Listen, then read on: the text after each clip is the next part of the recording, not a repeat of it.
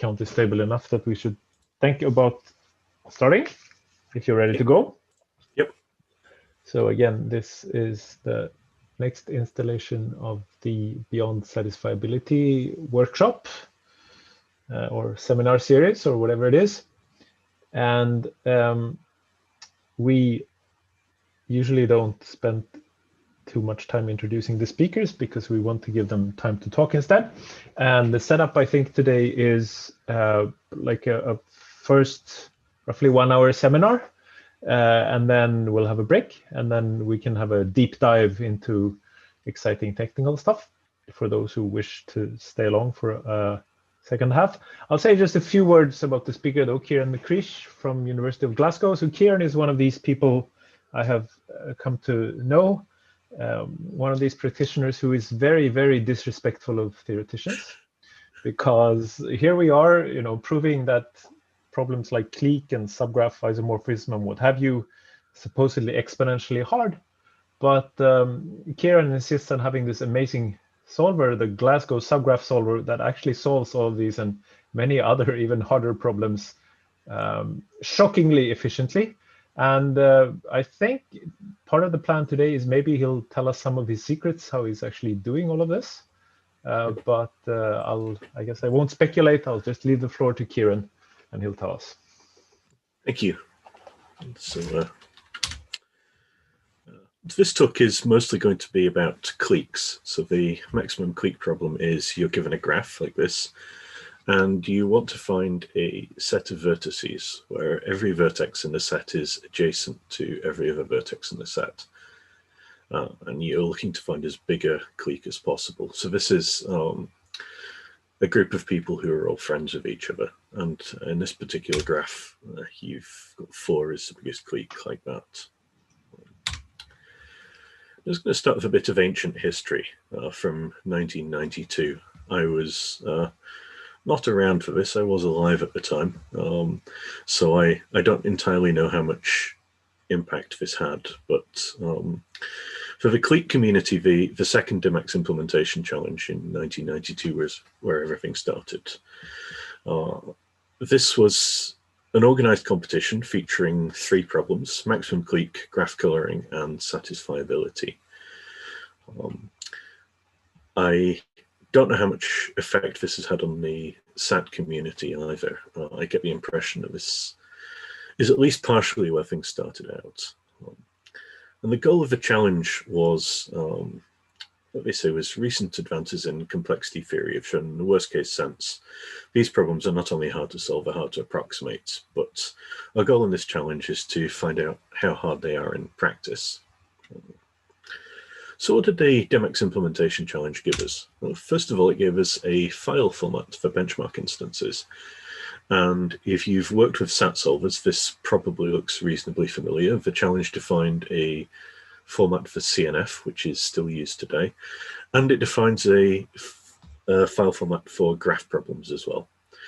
So the way we read this is the first line is a header line saying this is a graph problem. The 12 on the first line is the number of vertices. These are indexed from 1. And the second line, the second number is the number of edges. Then every subsequent line in the input is saying, for example, there is an edge from vertex 1 to 2, there is an edge from vertex 1 to 5, and so on. The first thing that immediately comes to mind when looking at the format is this edge number is a bit ambiguous. The file format can sometimes have edges in both directions. So if you say, for example, that 1 is adjacent to 2, you can say that 2 is adjacent to 1, but you don't have to. Sometimes it matters if people specify directed graphs, the DMX format is reused.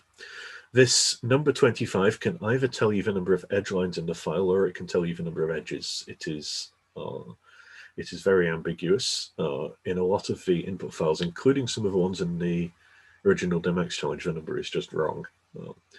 This is something to bear in mind. But this file format has stuck with us, and it is still in use to this day. It also gave us a set of benchmark instances, which come from various families. There are random graphs, which have various sizes, various densities, and they're created using various different models. Not just rainy random graphs, but for example, random graphs which have a very large degree spread.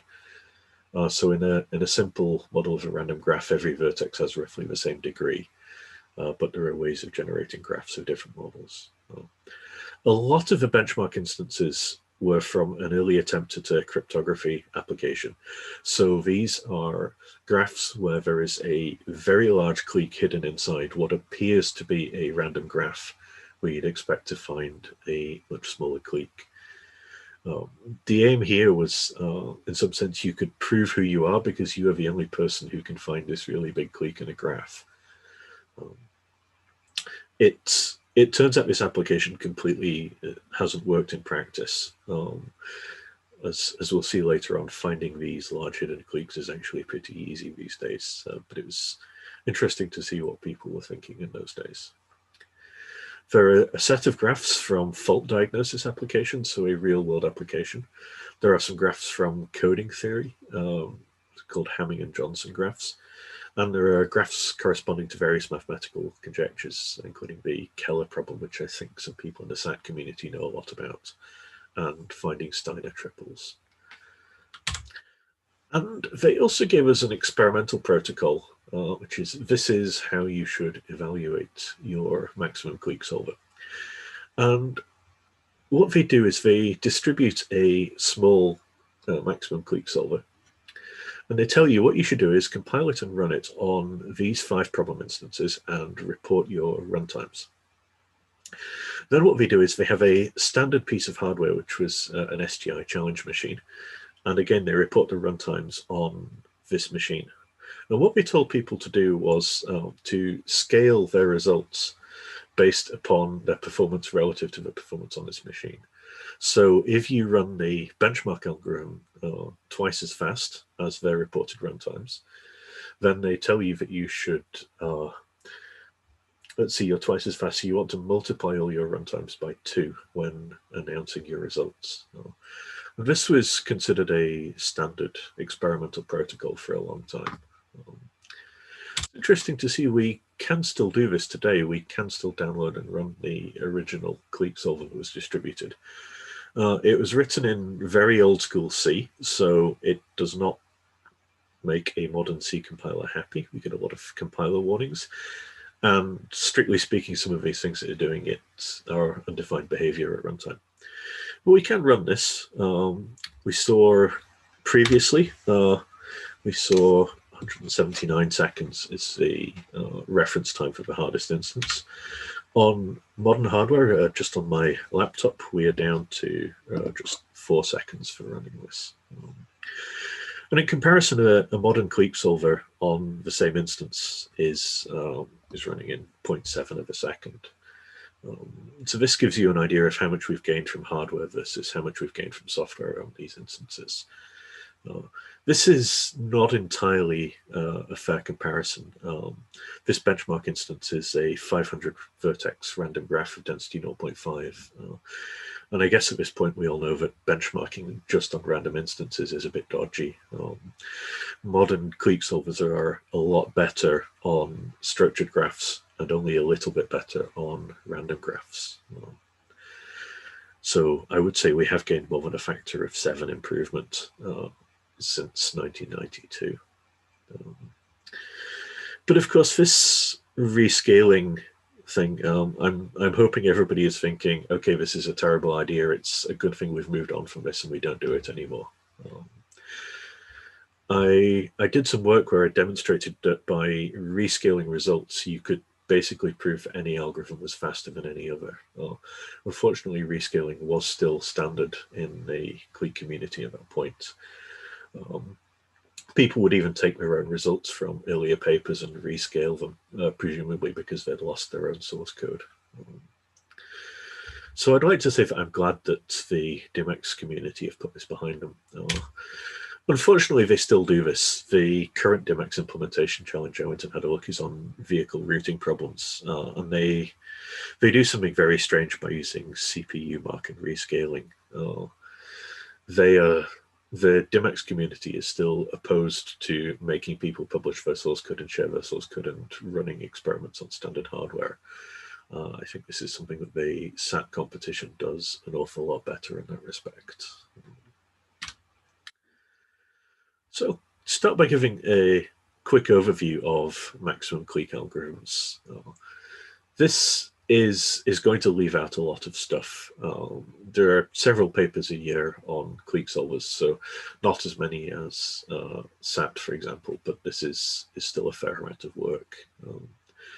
So I'm going to omit a lot of stuff. If you are looking for more details, there's a survey by Prosser in 2012, which covers a lot of the history, and then my PhD thesis has some more recent material in it.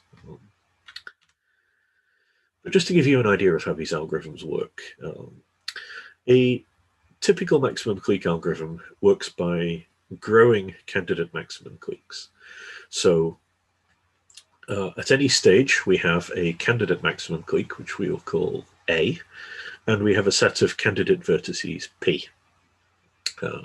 P is the set of vertices which individually you can add in to the maximum clique. So the invariant is that at any given time, every vertex in P is adjacent to every single vertex in A. And when you start off the algorithm, the set A is empty and P is every vertex. And the idea is you're growing this A set and shrinking this P set as you go along. So you pick some vertex V and you branch. So either V is present in a maximum clique, in which case you create a new P prime set, which is just a set of vertices in P that are still adjacent to V. So you're throwing everything out that cannot be added to a clique anymore. This is like unit propagation in SAT. And then we make a recursive call, finding a maximum clique in a new A, which is A with the branching vertex V added in, and this reduced P set. Or alternatively, V is not in the maximum clique, so we throw it out of P, we pick another V, and we keep going. And then the trick here is we also have a bound function. So we keep track of the largest clique we've found so far, which we call the incumbent. And if at any given point, and this C should be in A, if at any given point the size of the clique that we have so far, plus the number of vertices that we could potentially add to it, is less than or equal to the largest clique we've found so far, we don't need to keep going. We can backtrack immediately. So this is the simplest framework for a clique algorithm. And then we start getting clever. So an early example was degree filtering. So the degree of a vertex is just the number of things that are adjacent to it. And every vertex in a clique of size omega has to have degree at least omega minus 1. So it's going to be adjacent to at least everything else in the clique. So at any given point, if you have any vertices that are of sufficiently low degree, you can just throw them out and lose them completely, and you don't need to worry about them again. And you can calculate this degree either in the original graph, or you can calculate a dynamic degree just looking at what is present in the vertices you've taken so far and the vertices you haven't thrown out. And this lets you prune the search space a lot in some cases. Here's something even cleverer. Let's take a graph and let's color in the vertices. So adjacent vertices have to be given different colors. And in this case, so I've colored vertices 1, 3, and 7 in blue, vertices 2, 4, and 9 in green, 5, 6, and 10 in yellow, and 8, 11, and 12 in pink. And if you think about it, because I've used 4 colors here, there cannot possibly be a clique with more than 4 vertices in it.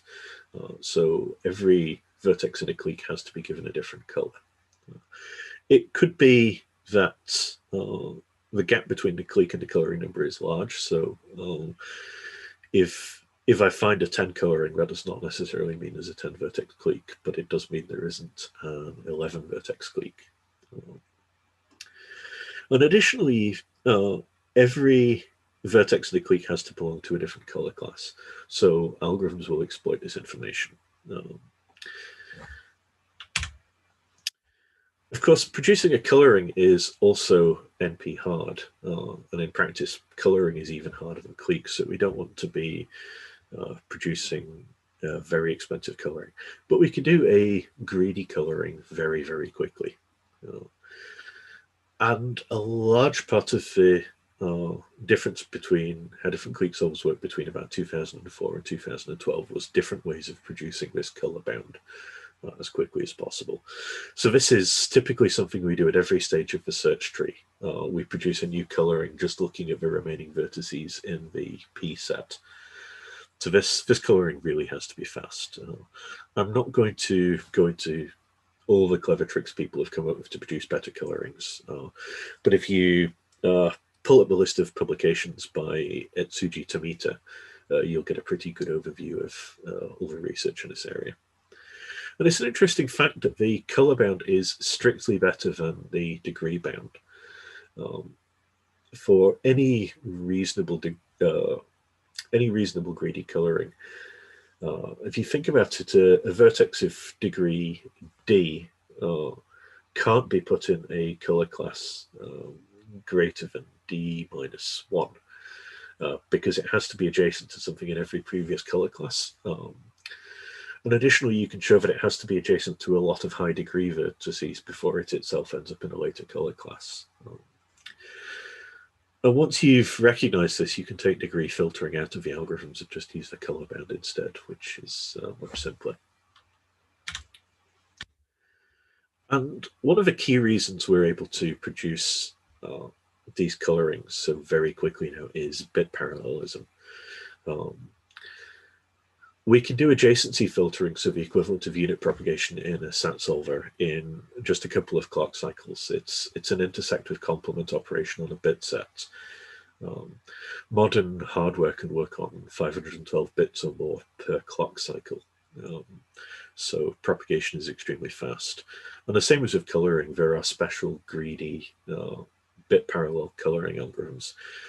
And it's reached a point that we can do over 1 million recursive calls per second on these algorithms on, say, a 512 vertex graph. There are more details on this on papers by Pablo Sansegundo if you want to see the history of how bit parallelism came to be in clique solving. There's also been some work on thread parallelism. Unlike for SAT, we do know how to parallelize clique algorithms. We can get average speedups of around 28 on a 32-core machine.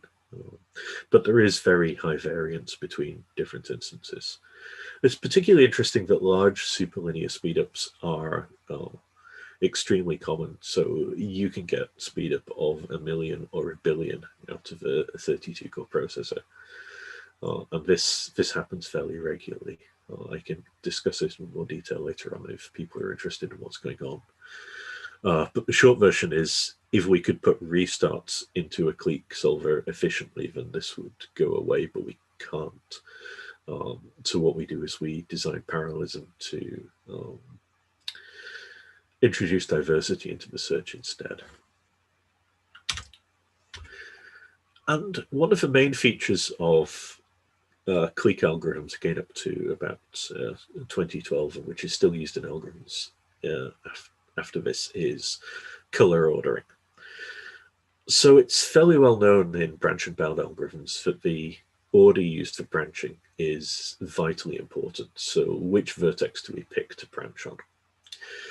Well, what clique solvers do is something a bit interesting. This was a technique introduced and refined by Tomita and his co-authors. So we produce a greedy coloring. In the graph I've shown, let's say we color vertices in numerical order. So I will color vertex 1 first. It gets the color blue. That stops me from coloring vertex 2 in blue, but I can color vertex 3 in blue and then vertex 7 in blue. And what I do is, as I write out colors, as I color vertices, I write these out. So I write down that I'm coloring vertex 1, then vertex 3, then vertex 7, and that I'm using color number 1 to do so. And then I go back and say, what can I color next? And I can color vertex 2, 4, and 9 in green. Then 5, 6, and 10 in yellow using color number 3, and 8, 11, and 12 in purple using color number 4. And now what clique algorithms do is they'll branch on the rightmost vertex in the rightmost color class. So they will start by branching on vertex 12 there. When they backtrack, they will branch on the second last vertex in the last color class. So branch on vertex 11 and then on vertex 8. And we know for each of these 3 vertices that the bound function, so the maximum contribution we can have from the colored vertices is 4. And then we've emptied this color class. So the next vertex we branch on is vertex 10. And now we see that the bound has dropped to 3. Well, this might be enough that we can abandon search. If not, we keep going. We would branch on 6 and 5. And then we'd branch on 9 with the color bound dropping once again, and so on until the bound kicks in.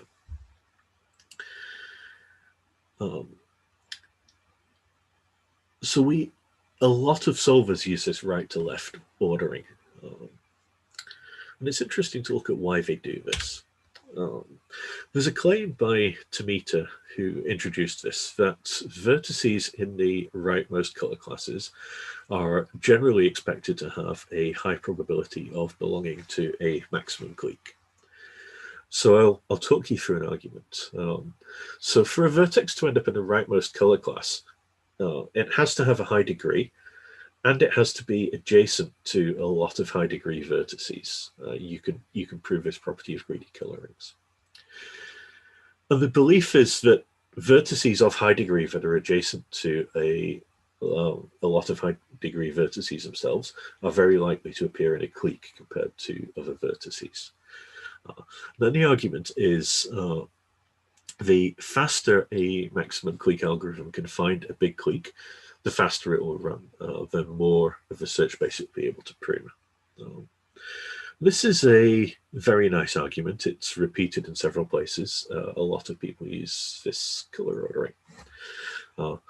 And indeed, you can easily verify if you iterate from left to right, you can rejig the bound function slightly, and the algorithms run several orders of magnitude slower. But there's a problem. This claim is completely untrue.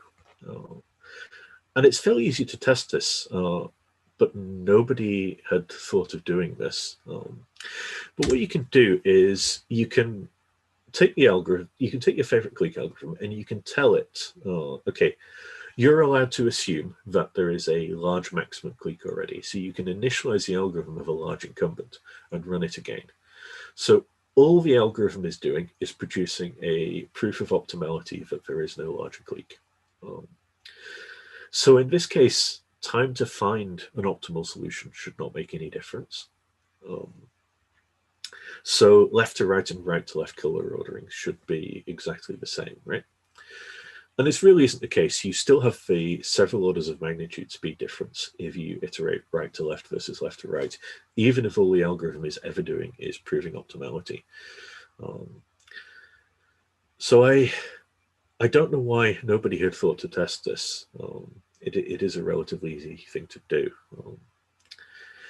What's even more interesting is that as clique algorithms get better, they are getting worse and worse anytime behavior, and they're taking longer and longer to find a strong incumbent. So modern clique solvers will not find the optimal solution until very near the end of the search process. And yet they still perform better than clique solvers that find a good solution early. So there's something interesting going on here that's I will talk about this in part 2 of the talk and explain what's really going on if you're interested. So people have spotted that finding a good optimal solution quickly is important. So one thing some solvers do now is they run local search before starting the main algorithm to get a good initial incumbent.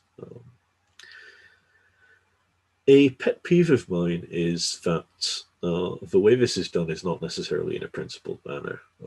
So a recent publication that did this said, okay, we will run 100,000 iterations of a local search heuristic before we start the main algorithm, except for these two problem instances, because we know these are difficult instances, so we'll run these for 60 million scans instead. And it just so happens that this 60 million number is pretty much exactly how many times you need to run the heuristic to find the optimal solution for these two instances, whereas the 100,000 scans is enough to find an optimal solution for every other instance in the benchmark set. I am curious as to how this slipped past a reviewer. Let's just leave it at that. So what are people doing on clique algorithms these days? One thing is trying to produce a stronger bound. One way of doing this is to produce a better greedy coloring. So you can, for example, color the vertices in a different order, or you can look at a coloring and you can tinker with it slightly to try to produce a better coloring. Another approach is to try to produce a bound that behaves better than coloring. And there are two approaches to this. One is something called a fractional coloring, where you give each vertex two colors. This produces tighter bounds than a coloring, but is more computationally expensive. There are also bounds inspired by MaxSUT, which I will just go over briefly because I think this might be of interest to a few people. So you could solve the maximum clique problem as a MaxSUT problem. You'd have a variable for every vertex, and 1 means that this vertex is present in the clique.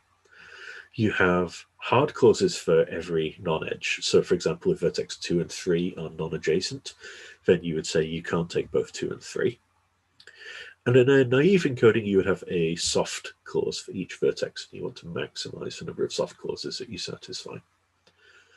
A better encoding is to have a soft clause for each color class. So for example, if X1 and X3 or an X7 are in the red color class, you'd have a soft clause saying pick X1 or X3 or X7.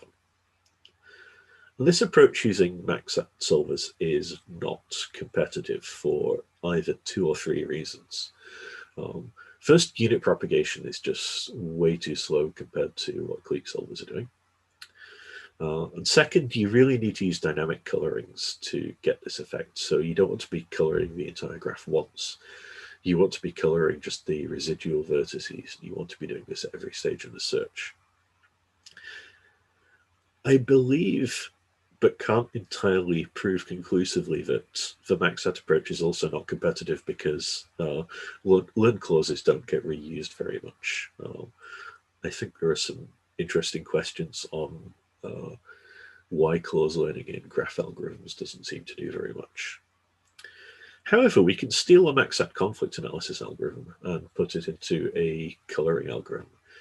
And this can do some interesting things. It can identify, for example, that you have 3 differently colored vertices that don't form a triangle.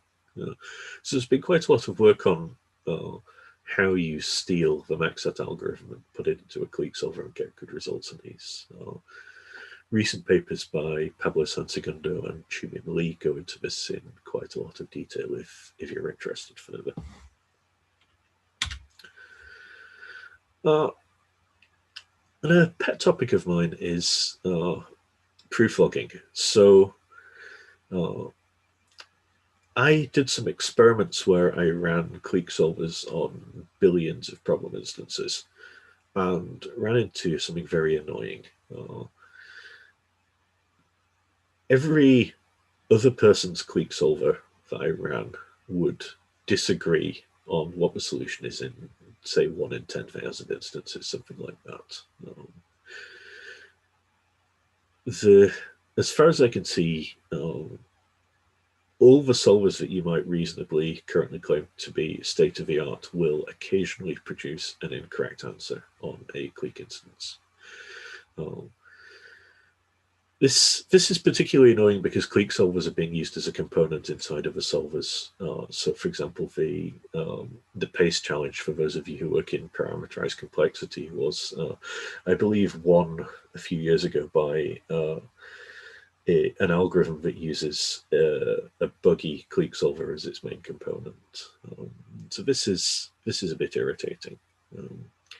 We know from the SAT competitions that preflogging is a really good way of catching these buggy solvers. So even if a solver appears to be producing a right answer, if it's producing its right answer by spurious means, then this will be detected. But there are a couple of problems with just taking the SAT preflogging approach and introducing it to clique solvers.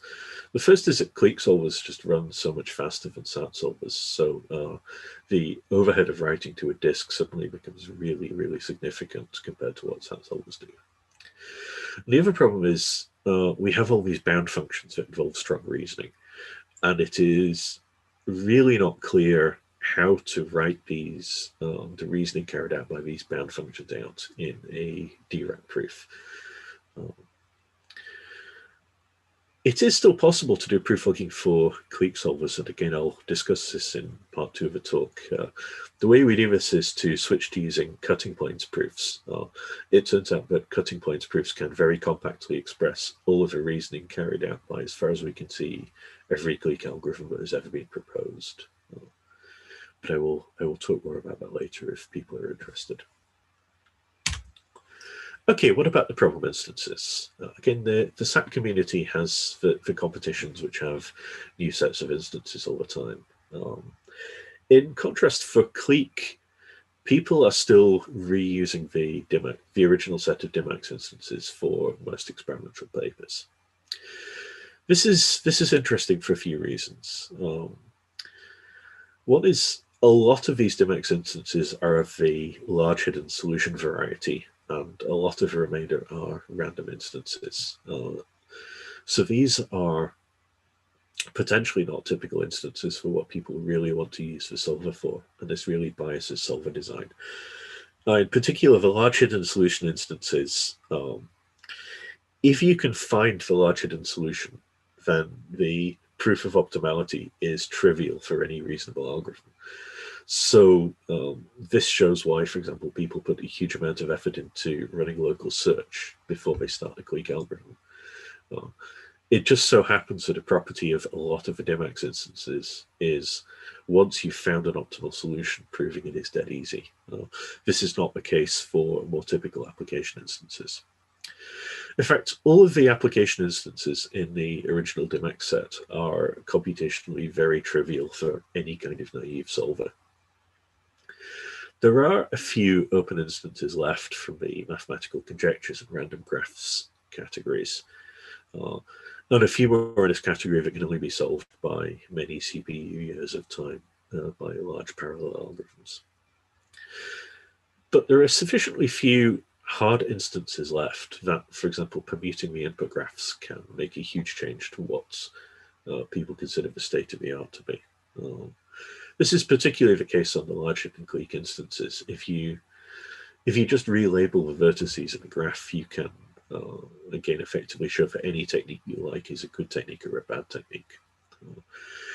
But this isn't widely recognized, and the DMX instances are still widely used in publications. It's standard to publish a table of results of all of the DMX instances and to claim that you're better on 2 or 3 of the hard instances, so you have a better algorithm. I think this is a shame. People also experiment on random instances a lot. Here is some plots from the literature showing what happens in random graphs for solving cliques. We're looking at a number of recursive calls here for some different algorithm variants. As we vary the edge probability and have a fixed number of vertices. So on the left, 100 vertices, and the right, 150 vertices. So on the left, running from an edge probability of 0.4 up to 1, and on the right, from 0.5 up to 0.95. And you can see that, okay, for some reason, a density of approximately 0.88, 0.9 is hardest for maximum clique solvers. But we didn't really know much more than that in 2012.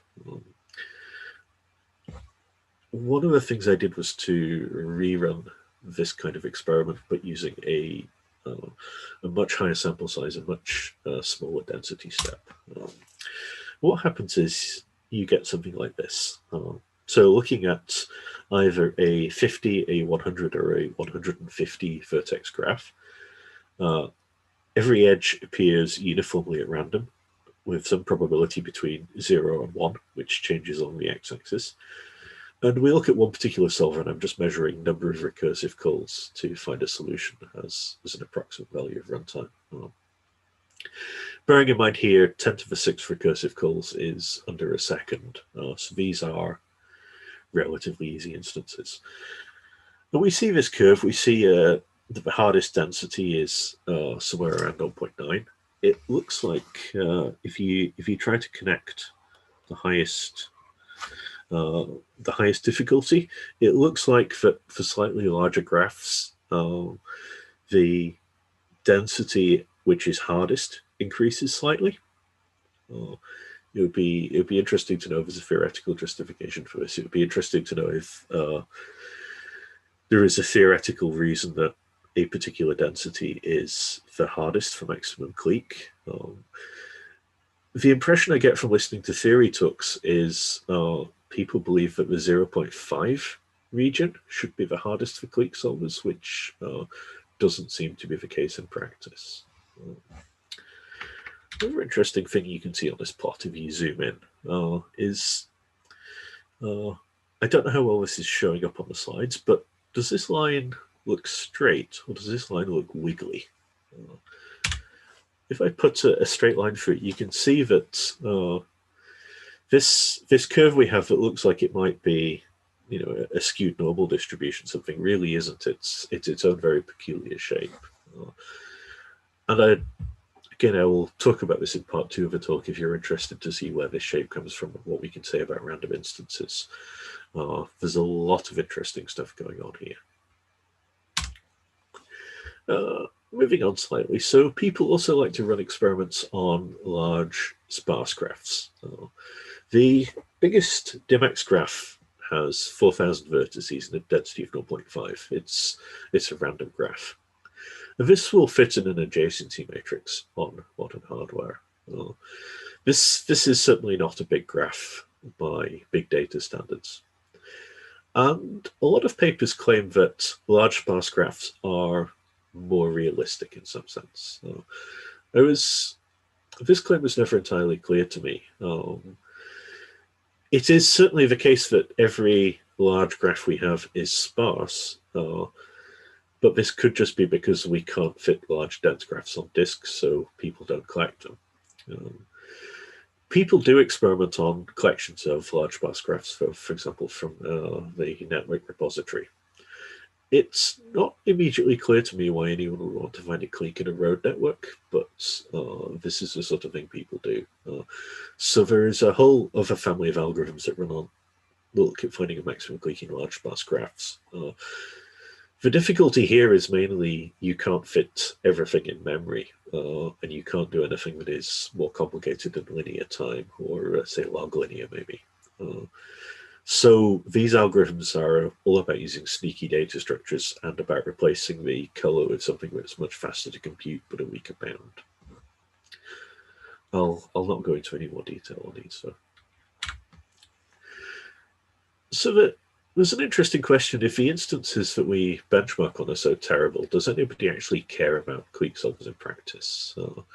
We know that SAT solvers are used all over the place. Is it the case that clique is just a niche application that isn't as interesting in practice? And it turns out no. There are a lot of clique papers that appear in places like the Journal of Chemical and Informational Modeling, which might seem a bit strange. It turns out that chemists really, really want to solve clique problems. In fact, what they really want to do is solve maximum common subgraph problems. So the maximum common subgraph problem is you're given two graphs. which I've drawn here on the left and the right. And you want to find what do these two graphs have in common. So give me the biggest subgraph that you can find in both graphs. And here we can see we have these two separate components. So we have the, we can find all but one vertex in common between these two graphs. And the way you solve this problem in practice is by a reduction to the clique problem. I won't go over this reduction in all its gory details, but the basic idea is you're constructing a partial mapping between your two input graphs, which I have on the left.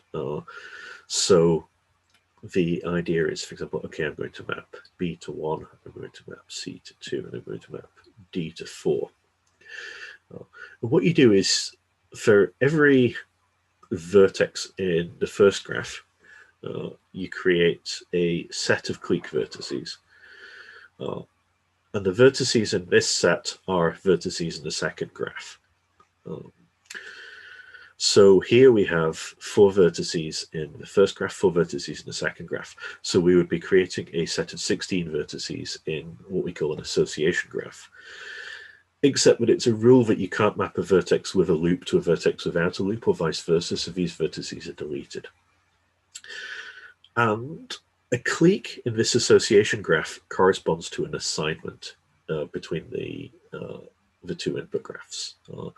So what we can see here is we have this 3-vertex clique, and we're saying that if you map B to 1 and C to 2 and D to 4, you're finding a 3-vertex maximum common subgraph.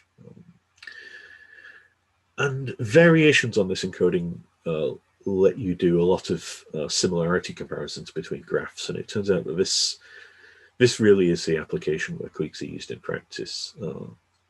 Chemists really care about this sort of thing. But we don't have very many. Yes. So here, since you have an edge also like between the orange and the blue guy, so you won't have an induced subgraph here, is that right? No, this is maximum common induced. So in the 2 input graphs, orange is not adjacent to blue, and orange is not adjacent to blue. So in the clique, we have this edge between orange and blue because the adjacency of B to D is equal to the adjacency of 1 to 4. Does that make sense? So we have an edge in the clique graph if we can assign 2 vertices simultaneously. So if they are both adjacent or they're both non-adjacent in the inputs. Does that make sense? I think so. I was just pointing out that like you want, when you're taking this maximum thing, yet you want it to be induced, because otherwise you could take a very boring subgraph without any edges. Yes. So there is a variant called the maximum common edge subgraph problem, which is the non-induced equivalent. The issue is if you're trying to find a non-induced common subgraph, the question is, why don't you take all of the vertices and none of the edges? So if you want non-induced, you need a different objective function as well.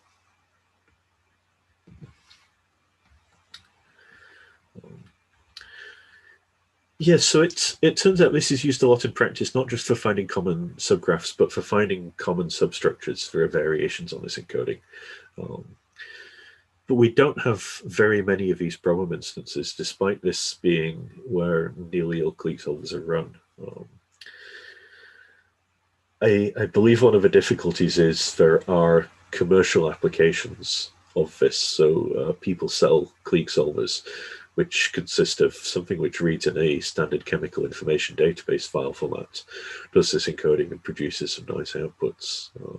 So they're not really very keen on sharing the tools that convert chemical graphs into the inputs that people want to actually run on.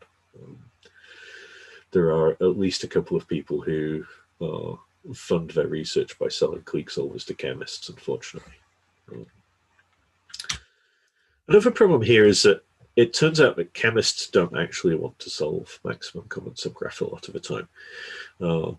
If you showed this maximum common subgraph to a chemist, they would probably say, no, that's wrong. That isn't one graph, that's two graphs. So a lot of chemists seem to believe that a graph has to be connected. And if it isn't connected, then it is two graphs. So they would say that you couldn't find this and this because they're not connected, so I'm not finding a common subgraph at all. What they actually want you to find is this.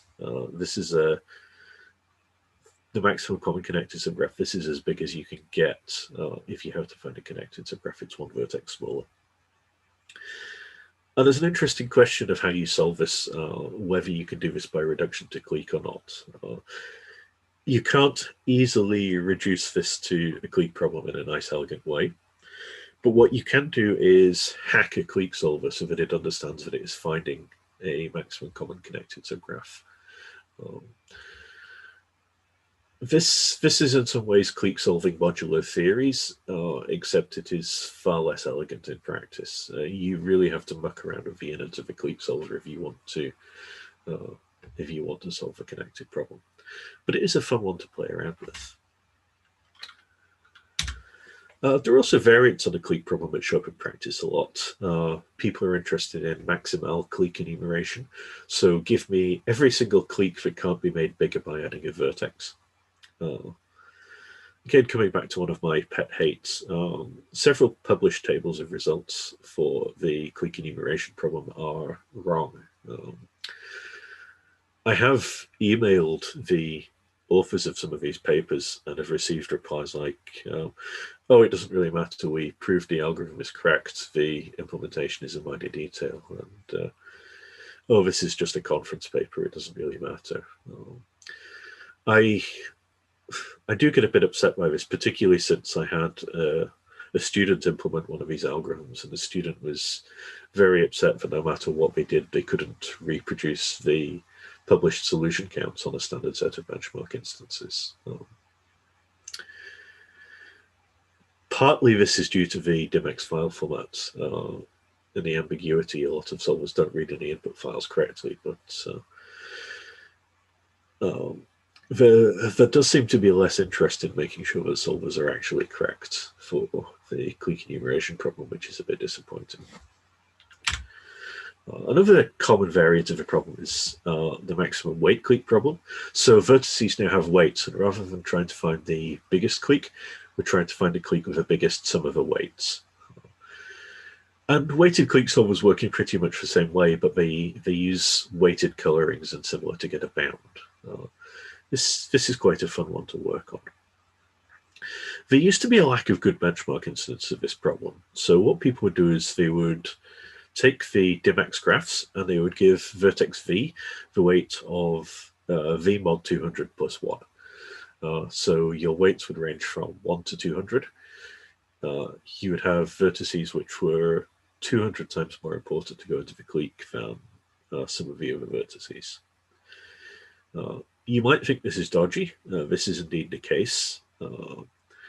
I have a paper of some co-authors on why this is bad, why this really, really affects solver design, and collecting together a whole load of benchmark instances from the literature and producing some new ones. What we show is, for example, the different weight distributions really affect how you should implement your solving algorithms. We've also done preflogging for weighted clique problems. Something that surprised me is once we'd worked out how to do preflogging using cutting planes for non-weighted vertices, so using the color bound, for example, all you have to do is multiply by the weight of a color class, and you immediately get cutting planes proofs for all of the weighted bounds that people have found out in practice. This really surprised me. I was expecting it would be a huge amount of work to do preflogging for weighted Clique algorithms. It turns out this isn't the case. So I am fully on board. The cutting planes is awesome train at this point. I would encourage you all to start using that. Finally, if you're looking for something to work on that is fun, there are a lot of clique relaxations. So there's a notion of a k-clique, for example, where vertices only have to be within distance k of each other rather than being adjacent. There is a related problem called the k-club problem, where vertices only have to be within distance k, but you're only allowed to use vertices that are actually in the club when you're calculating paths. Algorithmically, this is one of the most horrific problems I have ever seen. Being a k-club is not a hereditary property, so you cannot incrementally build up a club. It could be that you have a graph which violates the club property, and you add a vertex, and this makes the club property hold again. If anybody is looking for a really fun algorithms project, K-Club is a good one to work on. There are also degree relaxations, so just find me a set of vertices, all of which have very high degree. Density relaxations, so find me a subgraph of density at least 0.9 and so on. There's a survey paper I've included a reference to if you want to work some more on those. Some of these relaxations are really fun. They've not had as much research go into them, so you could, for example, set an interesting student project and expect to advance the state of the art in those problems. I will take a break here. If anybody is interested, then I can go into a lot more detail about various topics afterwards. Okay, so I've been monitoring the chat so far. I haven't seen anything, but at this point, we're certainly happy to take a few questions. If you want to ask in the chat, or just unmute and speak your mind. And if you happen to be an attendee rather than a panelist and cannot speak, then just send a message and we'll give you speaker privileges. Any questions for Ciaran from anyone? Hi. For independent set, which is the same as Clique for the complement graph, Yep. I would have expected the hardest random instances to have density constant over n, so that the independent set is expected to be linear size. Right. Which means that for Clique, for random graph, I would have expected the hardest instances to be density 1 minus something over n. Okay. Yeah. So this doesn't seem to be what happens in practice. I don't think it's. There's a limit to how big graphs we can try this out on and what solvers we can use, but it looks like the hardest density probably levels off at around 0.9. Have you tried it? I mean, 150 is pretty small. Yeah. The difficulty is going beyond about 200 vertices. So there's very high variance on these instances. Going beyond about 200 vertices would really limit the size of the experiments we can run. I mean, so going up by, say, 50 vertices makes the problem somewhere between 10 and 100 times harder in practice with current solvers. So just saying it's harder to, to say like 1 minus 10 over n versus 0.9 is hard to distinguish when n is less than 200. Yes. Yeah, the difficulty is I think we probably need to run hundreds of thousands of instances to get an accurate measure here. I have some more plots in part 2 of the talk which shows just how high the variance is between runtimes.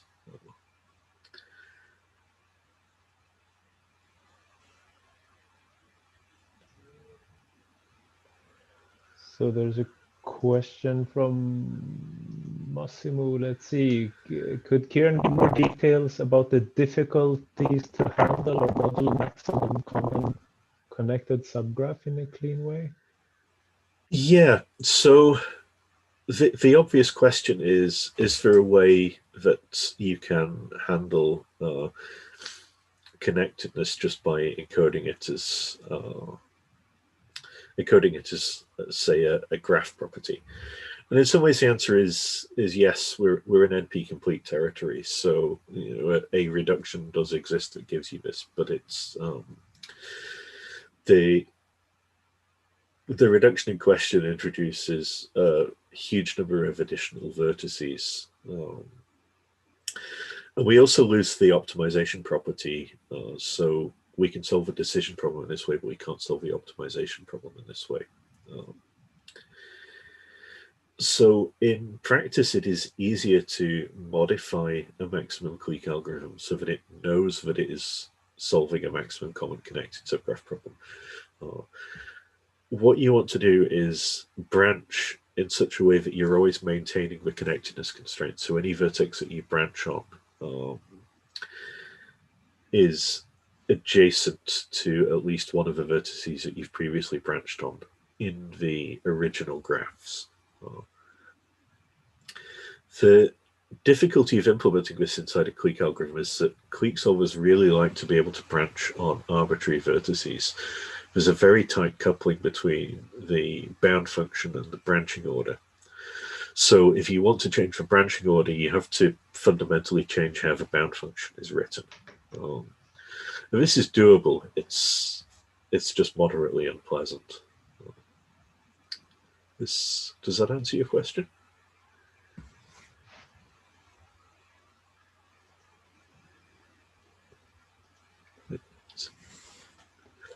So how much, when you're doing this color bound, how much is it worth to get really good coloring as opposed to get something quick and dirty and spend time solving instead? Can you?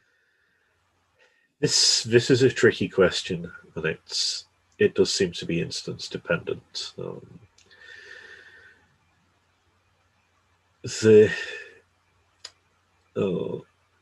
What seems to happen is that on certain classes of graph, it's a really good idea to have a good bound function, where good depends upon what kind of graph you're working on. There are, so for example, the maximum common subgraph graphs. There are ways that a naive greedy coloring can really misbehave on these. So a greedy coloring can produce, so the example is find me the maximum common subgraph between a graph with no edges and a graph with one edge. A greedy coloring can produce a bound which is one vertex too large or one color too large. And additionally, on every single recursive call you make until you only have a couple of vertices left, it is one too big. If you're in this case, you really, really want to have a slightly different, slightly cleverer bound function that realizes what it's doing. In general, we don't have a characterization of when it's worth being clever on a bound function. There are solvers that reuse coloring, so they don't produce a new coloring at every stage in the search. Instead, they will take a coloring and maybe they'll only produce a new coloring every 5 levels of the search tree. This allows them to put a lot more effort into the coloring. Again, this pays off on some instances, it doesn't pay off on other instances, and we have no idea why.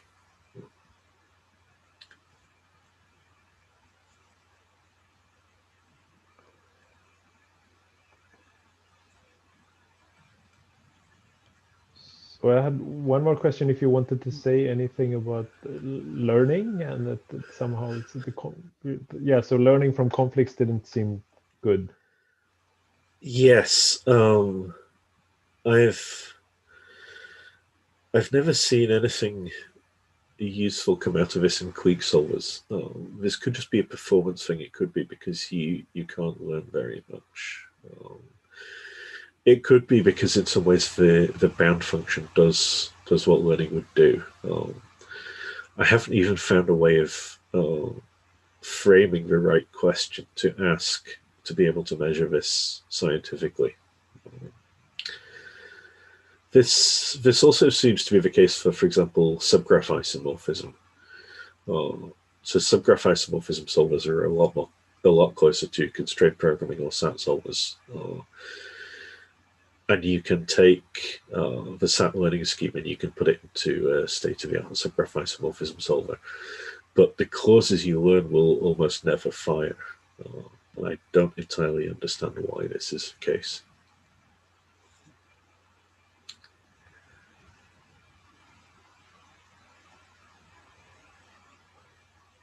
So I'm thinking if there are no more questions, then we'll take a 10-minute break. Okay. And then, so what will happen after the break? You'll give us a menu, or you'll just run through? Yeah. So I have. Do you want to give a preview? Give a preview, so I can. I can go into lots more detail about random instances. I can explain why you branch from right to left rather than left to right. And I can go into a lot more detail on how preflogging works in practice for these algorithms. Okay. So there, just before we break, there was apparently one question on YouTube. By Fabio Furini. Are you aware of any Clique algorithm using the theta number as a bounding function? Yes. So the theta function, for people who don't know, it is a graph property that is always in between the clique number and the coloring number. And it can be computed in polynomial time. So in theory, this should be a really, really good bound function because it's guaranteed to be at least as good as coloring and probably a lot better.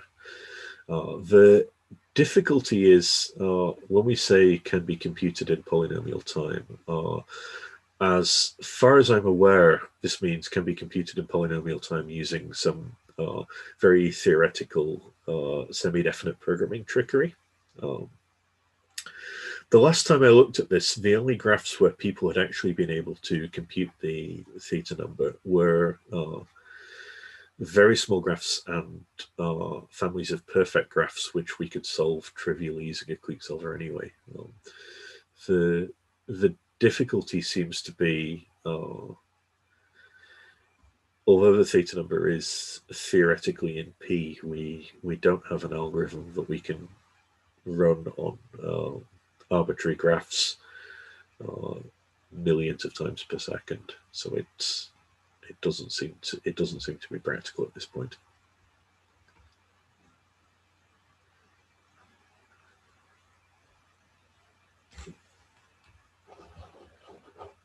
Apparently more on YouTube. So there was also this other question. Thanks for the nice talk. Are you aware if there are coloring problems providing upper bounds for the clique relaxations?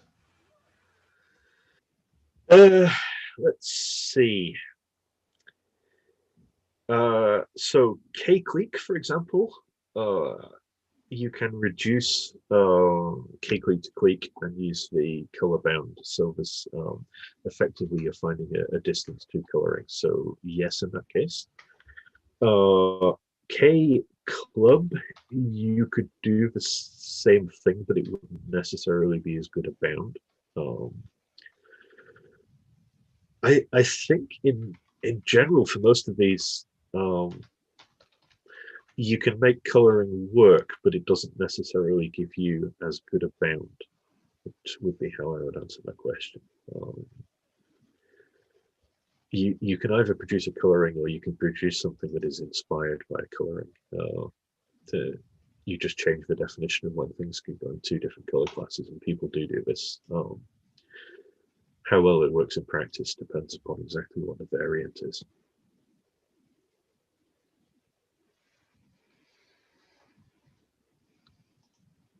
Okay, so then let's take a 10-minute break. So we'll be back at like, I guess, what is it?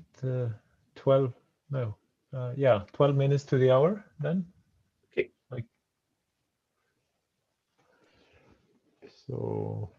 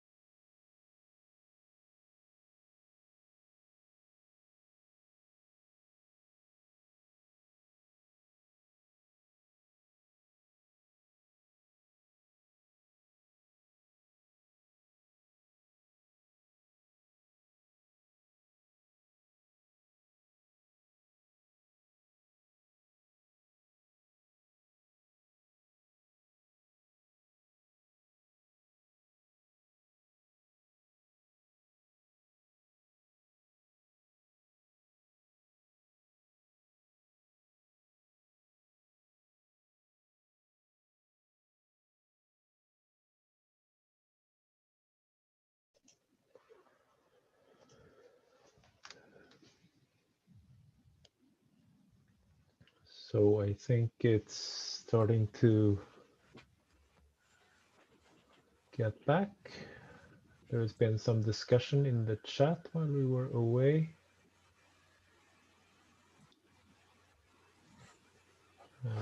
I don't know if we want to comment briefly on this so that we get it also on the recording. I don't think the chat is visible on the recording. There was one question that question regarding efficient algorithms for computing the clique partition number. Yeah, so I've not played with clique partition number at all. I've had a quick look at cluster editing, which is kind of a similar problem, which is this year's pace challenge problem, but I've not done very much on this, I'm afraid. Then there's also a question whether SAT or pseudo Boolean solvers could be run on Clique Problems appropriately encoded, and whether anything, have you ever seen anything good coming out of learned constraints? Yeah, so I've not tried to read the learned constraints for the Clique problem. I did do it for subgraph isomorphism. This was with Peter Stuckey. We got as far as figuring out that, so for example, you might learn that if vertex A gets mapped to vertex 1, then something that is distance 2 away from A can't get mapped to something that is distance 2 away from vertex 1, which is an invariant that subgraph isomorphism solvers already use. So the learn clauses were almost figuring this out sometimes, except that the learn clauses have a huge number of negative literals that are completely unnecessary. So they say that if you map vertex A to vertex 1, and if then a list of 50 things saying if this particular vertex doesn't go here, if this particular vertex doesn't go here, then this vertex that is 2 away from vertex A cannot be mapped to something that is not within distance 2 of vertex 1. But I couldn't figure out how to get something useful out of that. The closest I got was trying to run propagation backwards. So the issue is you might make a lot of branching decisions, and then it might be, for example, the first 10th and the 11th branching decisions were the actually important ones. And if you only propagated those 3 branching decisions, you would get a really good conflict clause. But because you've done everything in the middle, somehow conflict analysis is getting very messy and it doesn't realize it. But I didn't find out a way of doing something efficient with that.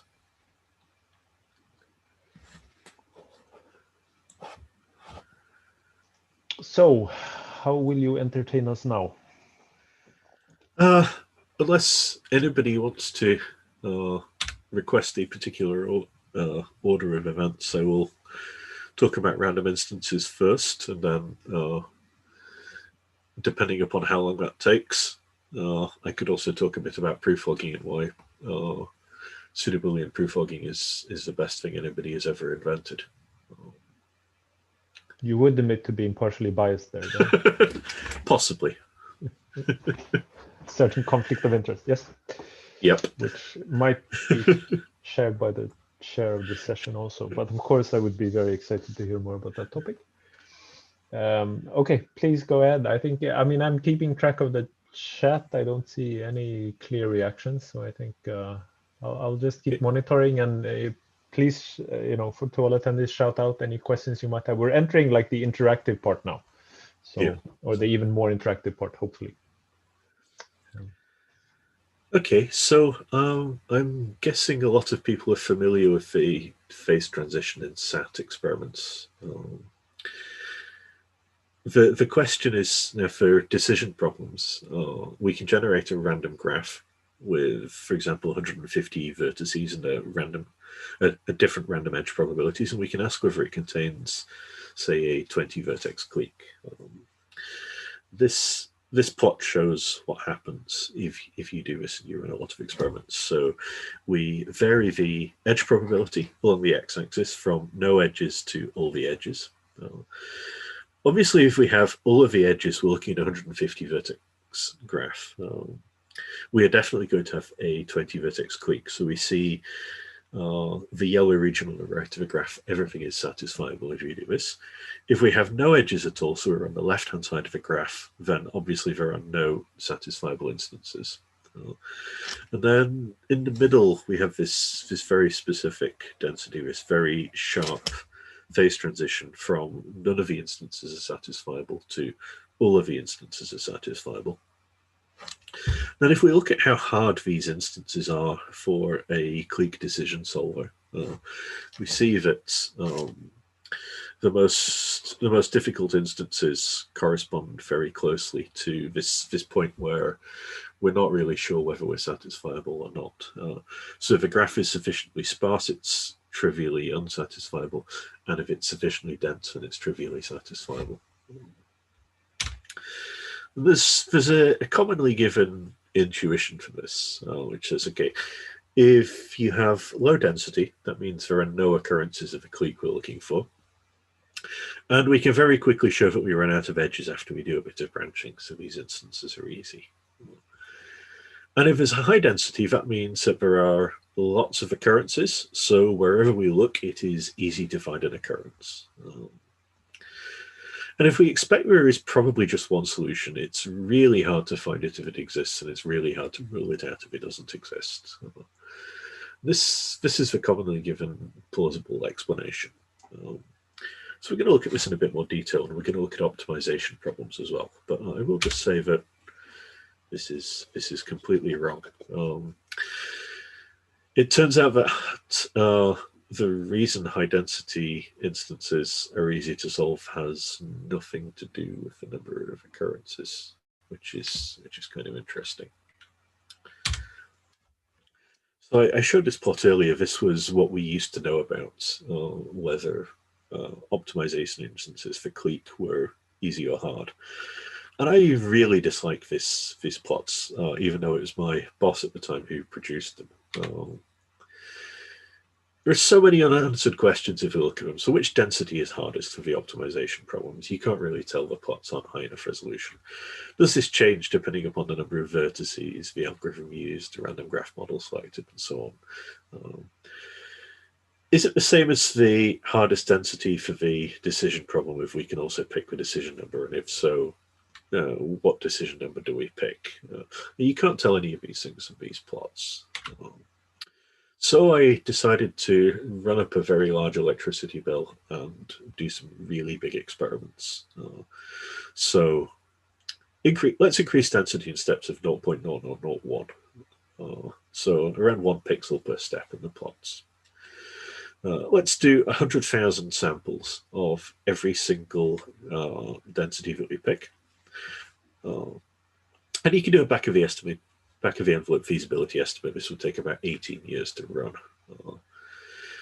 But I have access to a supercomputer, and 18 years to run is 150,000 core hours. And when combined with the rest of the experiments I wanted to run, you can get a guess of, okay, we can do something interesting with 1 million core hours. And it turns out that 1 million core hours now is something you can get just by filling in a form. There's no formal grant application process or anything. This is within Ask Nicely territory. So let's run up a massive electricity bill. Let's use a huge supercomputing facility, and let's produce some very smooth lines. I showed before, when we start looking at these plots now, they're in such high detail that we can see that there are some wiggles. This light blue line is wavy, and if you zoom in enough, you can see it is wavy all the way along. It's not just towards the very low densities. It's just the peaks of the wiggles get closer and closer together. So, conjecture. What happens if we look at the optimization problem and the decision problem? Do they have something similar to each other? So here is the optimization problem difficulty for varying edge probabilities. And here is a single decision problem. I think this is the 20 decision problem. what we can see is, okay, maybe. So at this point here, the 20 decision problem is a little bit easier than the optimization problem. And we can start putting some more decision problems, so the 1, 2, 3, 4, etc. decision problems, and we can put them all on. And if you look closely now, you can see that in some sense the wiggles we get from the different decision problems somehow seem to be connected to the wiggles of the difficulty of the optimization problem. This is maybe not that surprising. We can also plot some other things. We don't just run the solver and measure how long it takes. We can measure, once we know what the optimal solution is, we can rerun the solver and say you're allowed to stop as soon as you found the optimal solution. We can also rerun the solver with it initialized to what the optimal solution is. So we're just saying, go ahead and prove that there is nothing bigger. So we can only do this once we've solved a problem, but it does tell us some interesting things about how the solvers are behaving. So looking at how long it takes just to find an optimal solution, but not to prove its optimality, again, we get a line and the wiggles are much more pronounced now. And it looks like finding a solution but not proving optimality is a bit less than an order of magnitude easier than the optimization problem. And looking at the proof of optimality, we see that the proof of optimality is nearly as difficult as the optimization problem.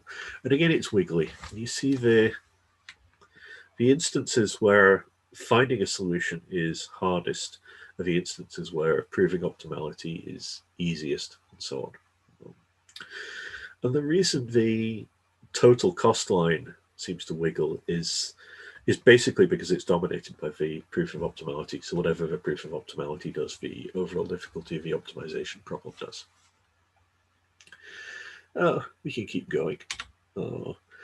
We can look just at problem instances that have a particular solution size. So if I take, for example, just the instances that have an optimal solution size 20, we can plot them over here. So this line, what I'm showing here, this is selecting just the instances that happen to have an optimal solution of 20.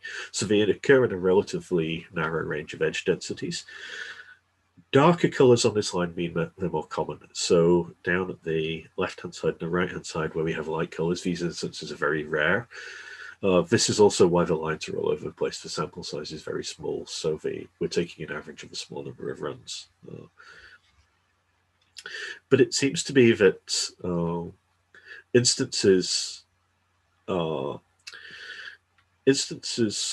further to the left are easier than typical. So if let me get this the right way around. So if we're further to the left, we're having an unusually large optimal solution compared to what is expected, and these instances seem to be easier.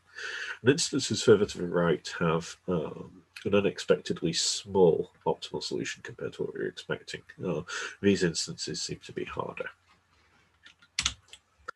We can plot everything in one place. And again, you see at any given point, you can end up on one of, say, 5 or 6 different curves for any given density. And the difficulty of given problem instances depends quite a lot upon what the optimal solution is. So there can be easily an order of magnitude difference in empirical complexity depending upon whether you happen to have an unexpectedly small or an unexpectedly large clique.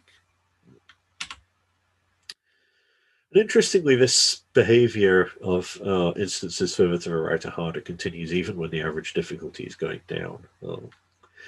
This, if you follow the conventional explanation to its logical conclusion, you would not expect to see. We can also look at what I'm calling optimal solution frequency here. So picking a given solutions that have a given size. I think this is again 20 vertex cliques. We see these occur with densities in between 0.7 and 0.8, and as the density increases, the total search effort gets bigger and bigger. We can look at the relative frequency, so how often do such instances appear? And we see that, okay, if the edge probability is 0.76, then it is most common to see a 20 vertex maximum clique. On either side, they are less common. We can also rerun the solver again and say, okay, I know that 20 is optimal. Tell me how many 20 vertex cliques exist in this graph. Now what we're seeing is, for instances where 20 is the optimal solution, if we have a very low edge probability, there is only one witness, so there is only a single solution. So you might think, okay, single solution, really hard to find. And then as the density increases, the solution count becomes larger and larger. So further towards the right, if we generate such an instance, there are an awful lot of 20 vertex cliques, but no 21 vertex clique, but this is unusual. Then we can plot the amount of search effort that is taken to find a 20 vertex clique, but not prove its optimality.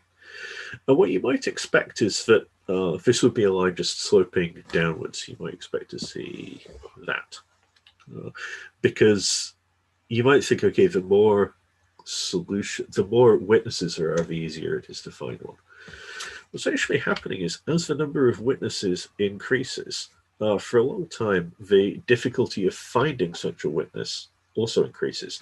So even though there are more optimal solutions, so more things you could find, actually finding one of these gets harder, not easier, for a long time.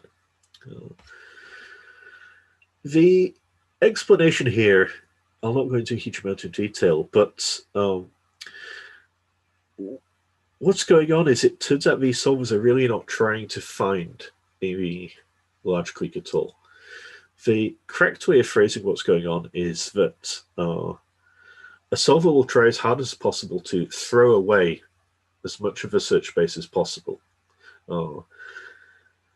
It will try to rule out portions of the search space very, very aggressively, even if this means not finding a witness. So the question that determines how hard it is to find a particular witness is, how many places do I have to rule out before I am forced to find a solution? This is very different from the conventional way that constraint programmers think that optimization algorithms work. This happens even for very high densities, which again you might not expect, because the problems get easier if the density is sufficiently high. We can look at the search order here. So we can search and look at the total difficulty using the right to left ordering that the clique solvers all use.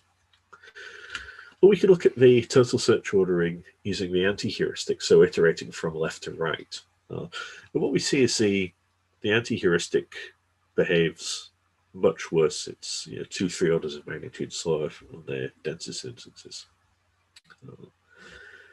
So this lines up with what we know, that iterating from right to left is a good idea. Left to right is a bad idea. We can also look at the time it takes to find an optimal solution but not prove it. Again, once we know what the optimal solution is, looking at both the conventional ordering and the anti-heuristic. What we're seeing is, again, finding an optimal solution is more difficult for the anti-heuristic, except in very low densities in some places. But here's something possibly counterintuitive.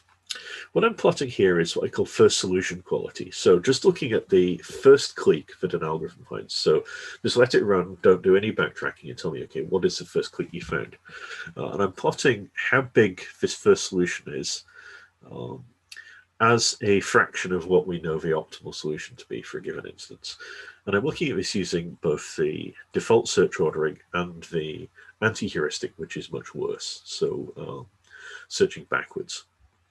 What we see is, searching backwards, the red line on top, is actually finding better solutions. It is finding better first solutions than searching in the good order, even though it's worse overall. And we can plot this using a slightly more advanced technique. So I'll explain what this heat map shows. We are looking at problem instances where the solution is a 20 vertex clique. We are running a whole lot of problem instances. Every time a solver finds a new incumbent, so every time it finds a new better solution, we're putting a point, so looking at the number of recursive calls it took there. And then the heat map is plotting the density of points at a given region with darker colors, meaning this is most common. So what we're looking at is, so a typical trajectory is the clique solver will start off finding, say, an incumbent with maybe 14 vertices as its first step. And then as time goes on, say by 100 recursive calls, it will be finding maybe a 17 vertex incumbent up until somewhere between, say, 10 to the 3 and 10 to the 4 recursive calls, it will find a 20 vertex incumbent. And finishing off and plotting in the final column when it completes a proof of optimality. This is taking just a bit below 10 to the 4 recursive calls typically. So this is using the correct search order heuristic. It's interesting to plot this using the bad search order heuristic as well. Here's what happens, and I'll go backwards and forwards between the two. So, I need a better PDF reader for this. What we're seeing is the anti-heuristic starts off by finding solutions of, say, 15 to 18 vertices as opposed to, say, 14 vertices, a good heuristic does. But then it gets stuck. And it takes much, much longer to improve the incumbent after the first few steps. And eventually the proof of optimality takes much longer, and finding the last few cliques takes much longer, even though it performed better earlier on. What this is showing is if you're designing search strategies, there is this fundamental trade-off between anytime behavior versus proving optimality. But if you want a solver that finds really good solutions quickly, you actually want to do the opposite in search to what you're doing if you're trying to prove optimality. If you want to find good cliques quickly, you want to do a greedy branching strategy where you want to keep as much stuff as possible to try to give you room to grow the clique as fast as possible. If you want to prove optimality, you want to throw away as much as possible as quickly as you can, so that there is less search space to explore, even if this means getting rid of optimal incumbents.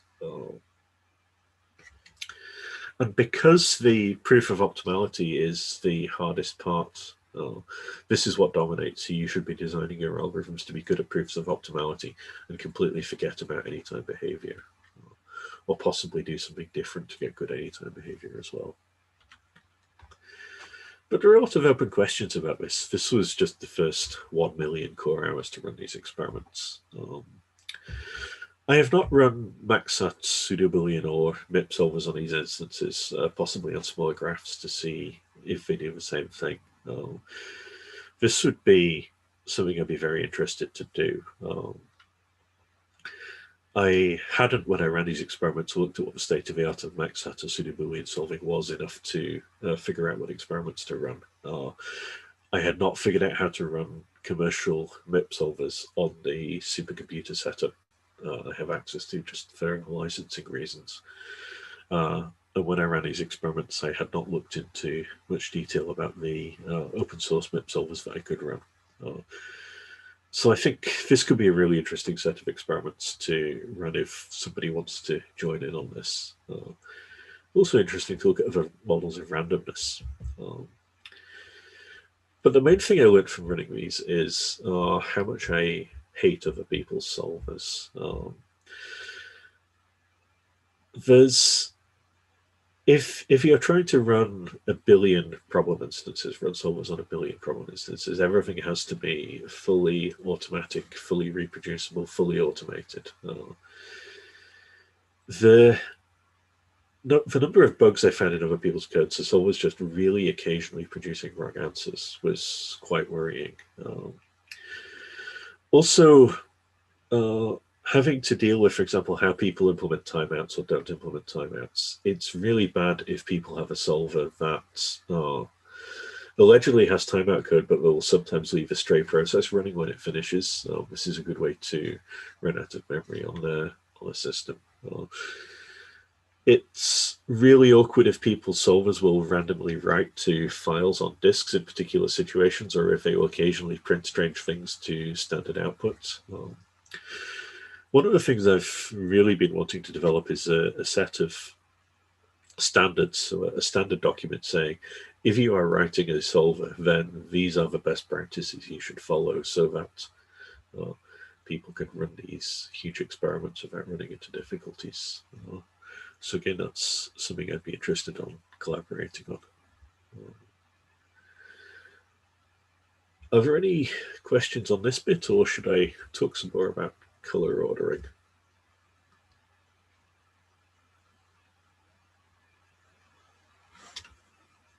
Okay. So remember I said that coloring gives a bound for Clique solvers. So if I can color a graph using 4 colors, then there can't be a greater than 4 vertex clique in there. And then what solvers do in practice is they write out vertices in this color order. So write out all the vertices in the first color first in the order that they were colored, and then the second color class in the order they were colored, and so on, and then iterate from right to left. And the conventional wisdom was that vertices on the right were somehow more likely to appear in a clique than vertices on the left. And it turns out that this isn't the case. So what's actually going on here? Here is an alternative hypothesis, an alternative plausible explanation for this behavior. So I'm going to claim that branching on a color class is a bit like branching on a variable domain in constraint programming. So here we have a domain for a variable for each color class with the values being vertices plus null, saying don't take anything from this color class. Okay. In constraint programming, we know that branching on smallest domain first is a good heuristic. So I'm going to claim that greedy colorings tend to produce larger color classes first. So the first color you use will tend to have more vertices in it than later colors. The reason being, whenever you're coloring a vertex, you put it into the first color class where it can fit. So I'm going to claim that greedy colorings will be biased towards first color class big, last color class small. And if this is the case, then branching from right to left is a bit like doing a smallest domain first heuristic in constraint programming. It's slightly different because we're producing new colorings at every different level of a search, so in some sense what our variables are will change. But in some sense, branching on the smallest color class still resembles smallest domain first. Therefore, this is why right to left coloring is a good idea. But I'm not going to stick with just a plausible hypothesis here. I'm going to test this and run some experiments and see whether it's actually true or not. So what can we do? We can take a clique algorithm, we can look at its coloring code, and we can add some statistics to its coloring code. And we can say, is it the case, so the statistical test is it the case that the color classes you have produced are ordered from largest to smallest? And it turns out for a statistical test of this, I'm not remembering the name of the class of tests. The one that we use is a Kendall-Tau measure, which what this does is it gives you the value 1 if you have biggest to smallest. It gives you the value -1 if you have smallest to biggest. It tends to give you a value of 0 if the color classes are in no particular order. So we can run an algorithm. We can measure every single color it produces over a huge number of instances, and we can plot whether or not the color classes are actually produced from largest to smallest. The plot on the screen shows what we would see if color classes were in no particular order. So if a greedy color produces color classes in a totally random order. What we're seeing, so dark colors means this is more common. On the very left-hand side of a plot, so if we only produce a small number of color classes, then the statistical test can only give us 0, -1, or 1. But as we have lots of color classes, we see the dark region in the middle. So what this is saying is if the color classes are in a completely random order, then most of them, the Kendall tower measure will give us a 0. So we'll see this dark region in the middle of the plot. If color classes were completely sorted in perfect order, what we would see is this. So if we have a very small number of color classes, then the measure will give us either 0 or 1. If we have a large number of color classes, then we're going to see that they are completely sorted by size. We will always get 1 out of the measure. Now let's look at what actually happens in practice. What we see here is if we measure color classes in the order that they are produced, so from a greedy coloring, what you see is the darkest region of this plot is here, somewhere between 0 and 1. So what this means is that, yes, it is the case that greedy colorings produce approximately largest color class to smallest color class most of the time. Far from perfectly, but it is the case that early color classes tend to be larger than later color classes. So far, so good. But this doesn't tell us that this has anything to do with performance. So here's another thing we can do. We can run the algorithm with the default ordering, or we could run the algorithm with color classes actually sorted. So you sort the color classes, and rather than branching from right to left, you branch from smallest color class to largest color class. What you see is so we're looking at a number of recursive calls. We see we're saving maybe 25%, so we're getting a 25% reduction in search space size. The line ever so slightly above is a partial sort. So we're saying, okay, branch on any color class that has just one value in it. So branch on any singleton color class first and keep the rest of them in order. The reason is this is slightly more efficient to implement in practice. And what we see again is this is slightly worse than branching on a fully sorted order, but much better than branching on a default order. We could also plot branching on shuffled color classes, which would be much, much worse than any of this. So at this point, what these experiments show is that it is the case that branching from right to left approximately gives you smallest domain first heuristic.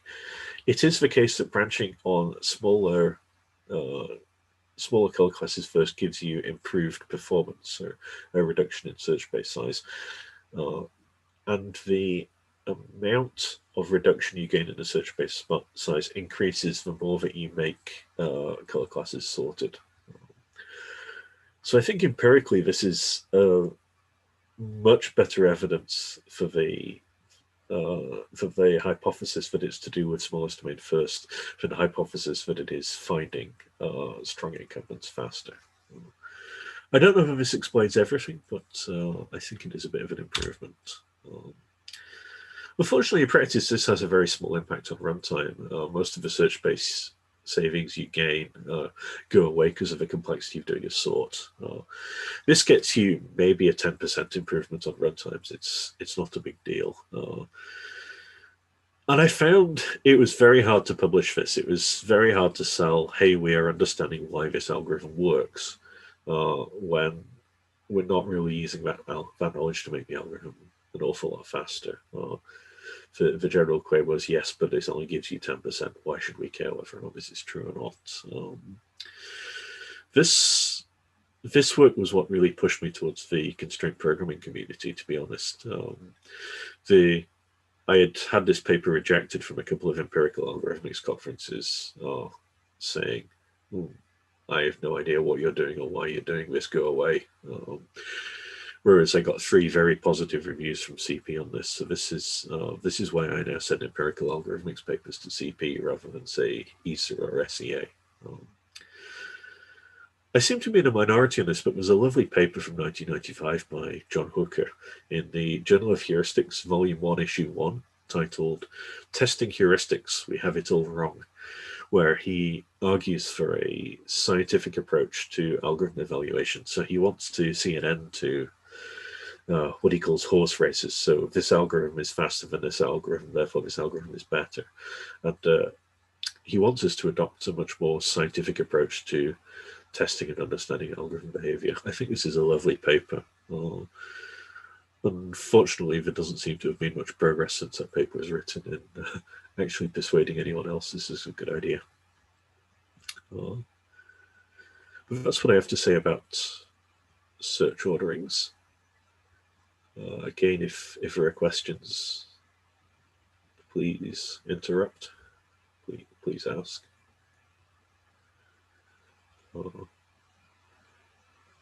If not, is anybody interested in preflogging propaganda? I can talk about why everybody should be writing preflogging in all their solvers if that is of interest.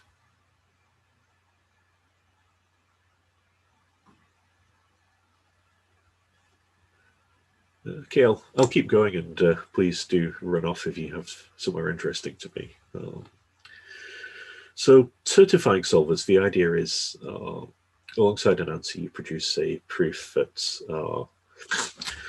the answer that you gave is correct. So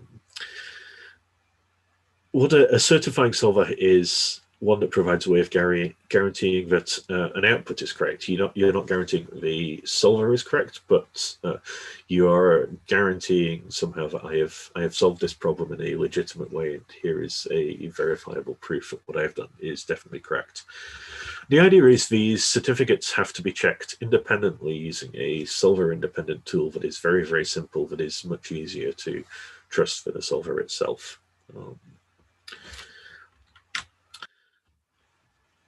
I got interested in certifying solvers for 2 reasons. One was in seeing the number of really subtle bugs in small numbers of instances that Clique solvers were producing, and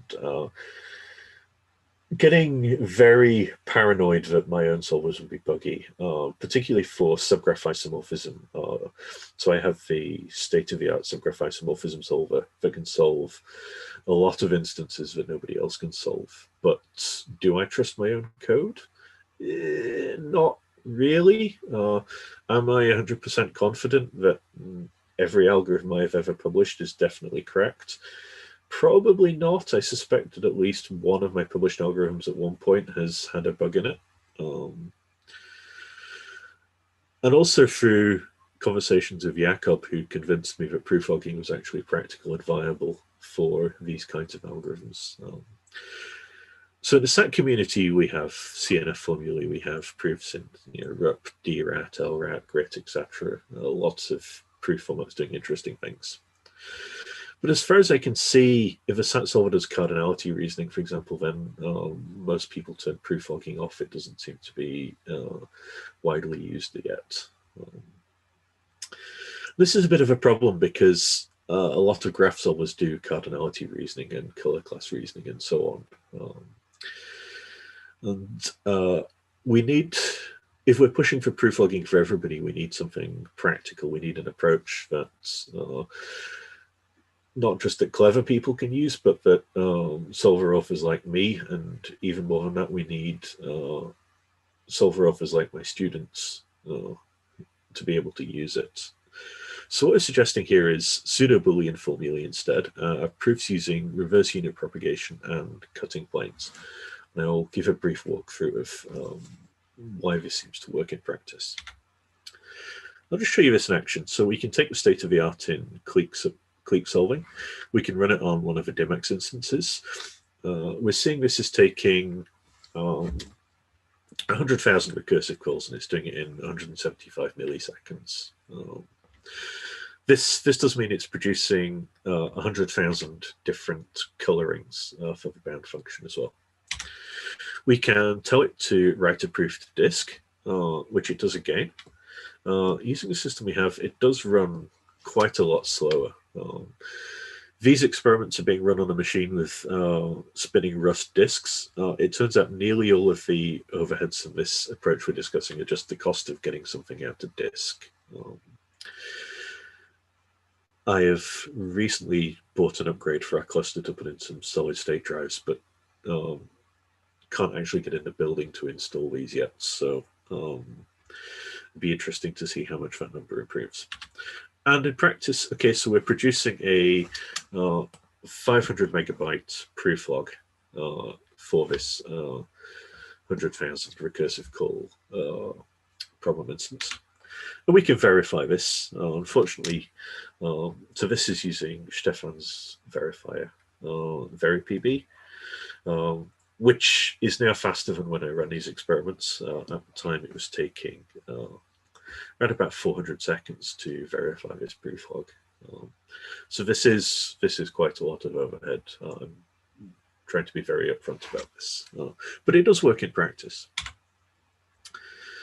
So the techniques that we introduce, this is a CP 2020 paper if you're after more details, are general. This is not limited to one particular solver. As far as I know, we now know how to do preflogging for every single maximum clique algorithm that has ever been proposed. The implementation effort is very small. It can even speed up solver development. With the right preflogging format, we can express combinatorial and graph arguments, even if the proof format doesn't know what a graph is. So cutting planes doesn't know what a graph is. This does not stop us from reasoning about colorings, or in subgraph isomorphism algorithms about vertex degrees and so on. And in some sense, the proofs we write are the same length as the amount of work done by the solver. I am not the right person to talk to about what the same length as here means, but it does mean we're not, for example, getting an exponential blow up in writing out the proof. And another thing I'll discuss very briefly is that problem reformulations that occur a lot at CP. So, for example, solving maximum common subgraph using maximum clique, that can also be preflogged. And my very bold claim is that it is time for competition organizers to start requiring preflogging supports. As if this happens in SAT, it doesn't happen anywhere else. It would be nice to see, for example, the PACE challenge at least introduce a preflogging track. So what's the certifying process? We've had a lot of talks about this, so I'll just go over this quickly. We express a problem in pseudo-Boolean form. So 0, 1 variables, integer linear inequalities, and an objective function. We are assuming that you know somehow how to express clique in a pseudo-Boolean format in a standard way. So this part is not in any way formally verified. Then we write this out in the standard pseudo-Boolean format, the OPB file format, and we provide a preflog for this OPB file, which, if we're doing an unsat decision instance, we demonstrate we can prove that 0 is greater than or equal to 1. We also want to be able to log satisfiable decision instances, enumeration, and branch and bound optimization, just so we can really reflect exactly what the solvers are doing. And we give this OPB file and the preflog to VeriPB, and it says, yes, everything is fine, or no, you have a problem, you've cheated. So the pseudo-Boolean encoding is straightforward. We have a 0, 1 variable for every vertex.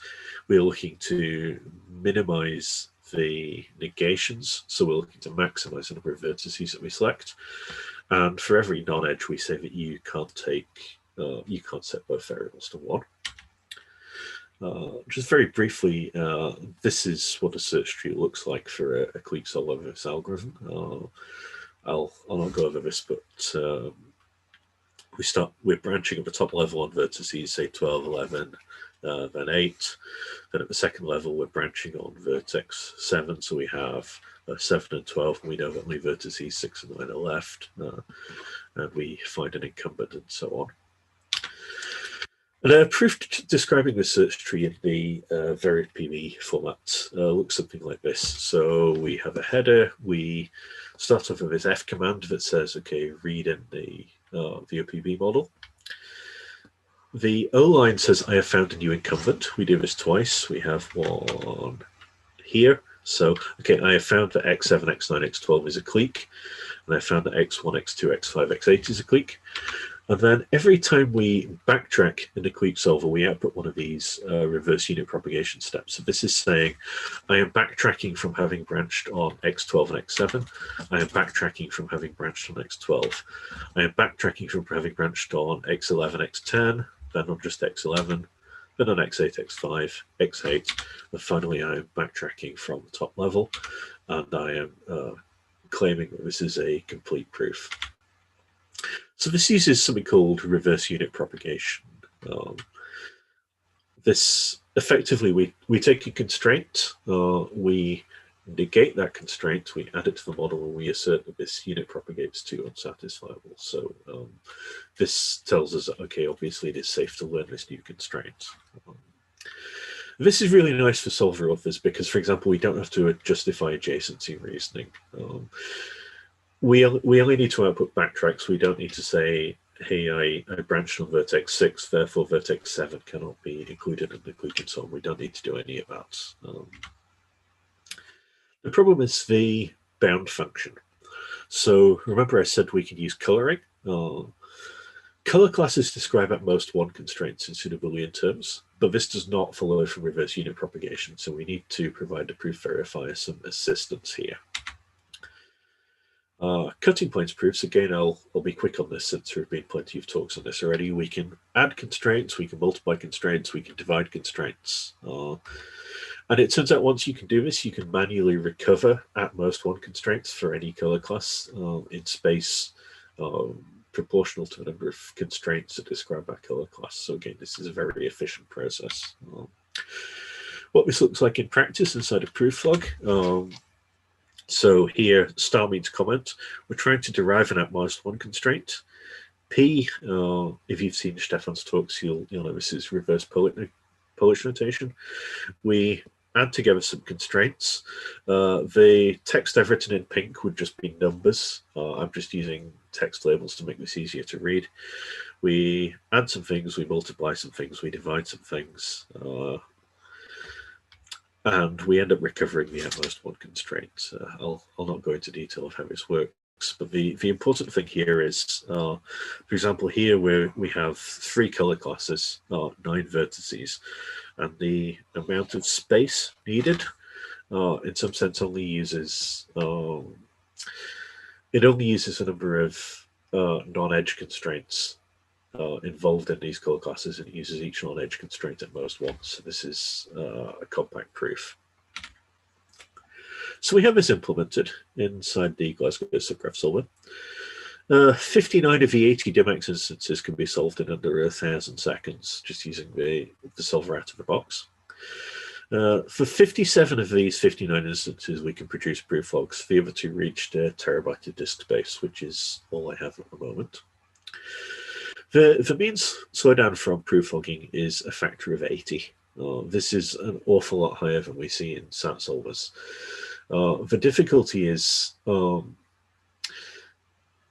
clique solver can produce a complete graph coloring in a millisecond, or considerably less than a millisecond. Just writing this out to disk, just writing out what this coloring is already approaching the limitations of hard disk write speeds. Verification is about a further factor of 10 slower. Again, VariPB does not have access to the super fast bit set representation that Clique solvers use internally. In some sense, we can't expect a verifier that doesn't really intimately know about graph data structures to run as fast as a graph solver does. But This does mean that we can solve these. We can at least verify medium-sized instances in practice, given enough time. The important thing for me is the implementation effort of doing this. This required one master's student, admittedly a good master's student, but one master's student, a 6-month dissertation project to implement. He came in knowing nothing about clique algorithms and nothing about preflogging, and came out having produced a preflogging clique algorithm. And more importantly, once you've done one clique solver, the rest are easy. So if you want to put preflogging into any other clique solver, we've explained how to do it, so it is much easier now. We did the same for enumeration. There are contradictory results for graphs in the literature. Preflogging is dead easy. The implementation effort for somebody who had implemented a maximum clique enumeration algorithm was 1 day of work for somebody who had never done preflogging before. And again, we can run this on standard benchmark graphs and know which results are actually correct and which aren't. Maximum weight clique. This is one of the things that really convinced me that cutting planes is great for solver authors.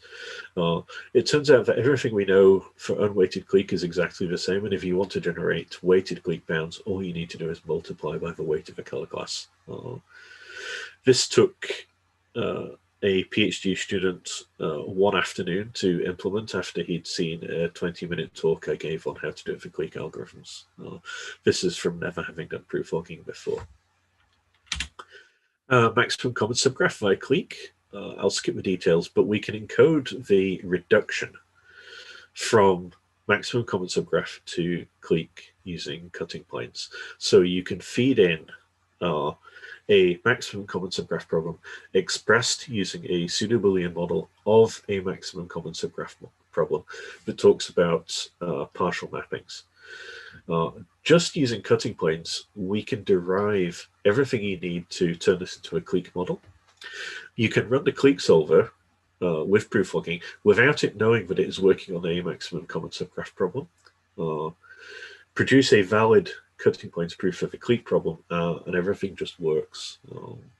This even works with the maximum common connected subgraph problem. Again, a preflogging clique solver does not need to know that it is working on a pseudo-Boolean model for a maximum common subgraph problem. I think this is really interesting, particularly for constraint programming, where we do a lot of this reformulation. This one I implemented. I re-implemented the maximum common connected subgraph via clique algorithm. Took under a day. The verification caught a stupid bug in the implementation that I made that I had missed when testing this. So I would claim that implementing this algorithm with preflogging and getting it correct was less effort than implementing this algorithm without preflogging. I think this implementation effort is really important if we want preflogging to take over the world. We need this to be easy enough that it can be given to, say, a master's student to implement. We need preflogging to speed up development of solvers rather than be something that you put it on and put a lot of effort in to slow it down. I think anything we can do to make preflogging easier to use is really a worthwhile investment here. The other key point is we need the right preflogging format so that the proofs are simple so we can trust the verifiers, but at the same time still efficient. And we need something like reverse unit propagation so that solver authors don't have to keep track of everything they do and write out every single step in excruciating detail, or they won't do it. So yeah, I would like to see preflogging as standard. Not necessarily on for every single instance solved every single time because of the overheads, but I think we need something that is usable in practice, at least for medium-sized instances, and that we need to really start persuading everybody to adopt this if it's all possible. And I will stop there. Thank you.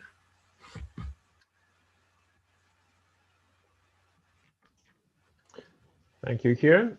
So, questions from the audience in the chat, or if you just wish to speak, then let me know. For people who are only attendees who might need speaking privileges, just say the word. Oh, Marianne, I will allow you to talk, I think. You should be able to speak now. Can you hear me? Yes. Yes.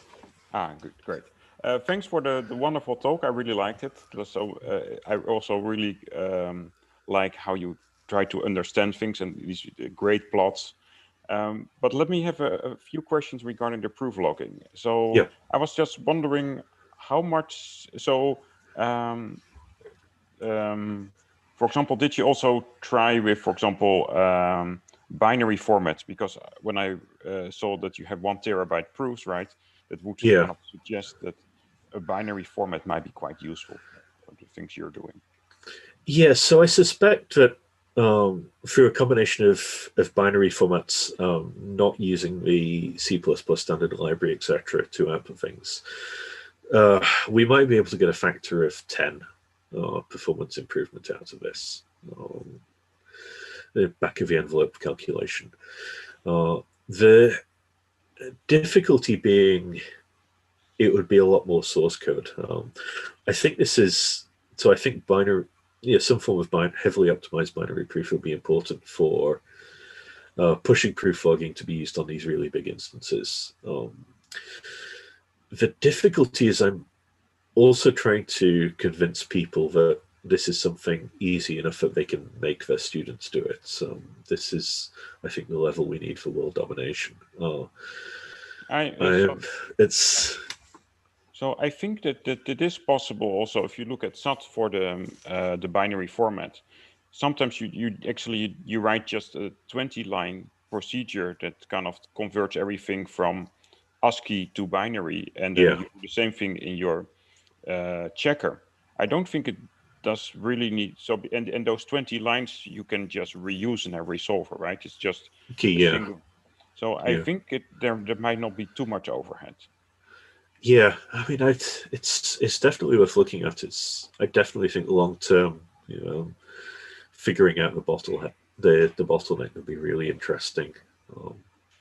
Yeah, I will happy to talk about you in a bit more detail. Another question I had is, are you able to kind of assess the quality of the proofs? For example, I think one of the nice things we have in SUT is that you do this backwards checking and sometimes see that only 1% of the generated clause was actually useful. So as far as I know, we don't have this implemented for cutting points proofs yet. So I know so Stefan is here and may want to jump in on this possibly, but I suspect that this is something that Stefan will be implementing at some point. Yeah, so Stefan, please. So hopefully is working. The audio is terrible. The audio is terrible. It's too bad. It's not all prepared to still say something. It's just to understand me, or I can try to fix it quickly, but barely, actually. Okay, maybe another question while we're.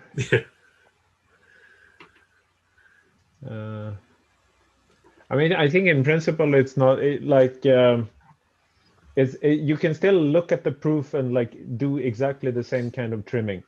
There's nothing like fundamentally. No, it's just that it has to be done, I guess. Because I think one of the nice things is that if you have something like that, you can see how well the algorithm is working, right? Yeah, definitely. Yeah, I mean, I suspect maybe not for Clique, but for subgraph isomorphism, my gut feeling is there will be much shorter proofs than what solvers are actually finding.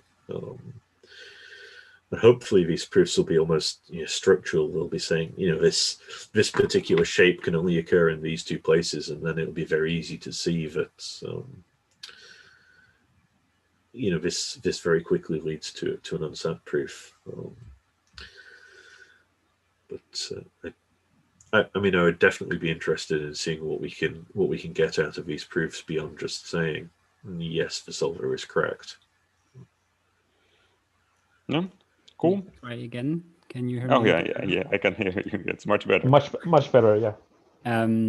Okay, so regarding the reverse checking, this is something I have somewhere down my list. The problem is that you can't really reverse check the Polish notation rules because they are they don't tell you what the result is. So we would slightly need to change the format to always provide the result of each step so that you can then do the reverse checking.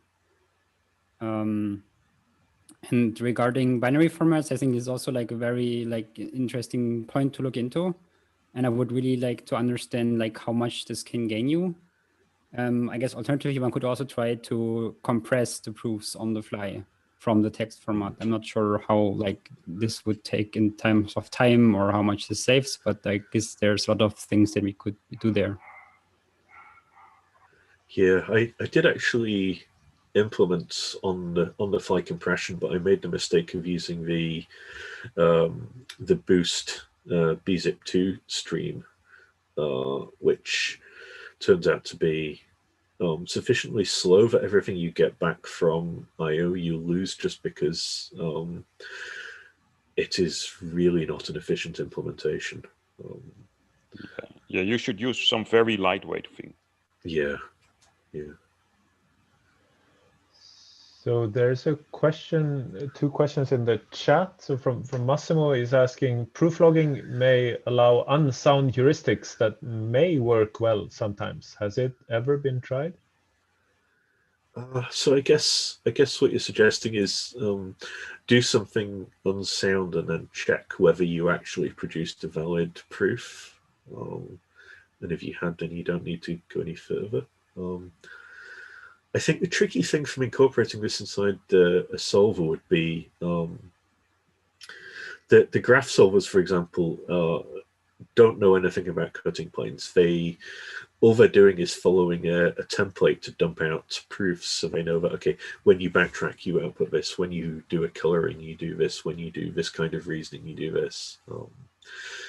They don't know enough to check the work that they're doing themselves. They don't know what cutting planes is. They don't know pseudo-Boolean reasoning. But is this what you're getting at?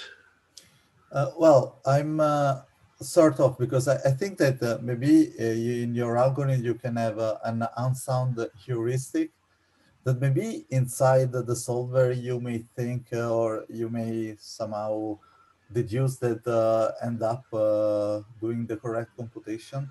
But as a user of the solver that knows that you are using unsound heuristics, the fact that you are somehow logging the proof when you use such unsound heuristic can be reassuring to me to some extent, even more than the usual algorithm, right?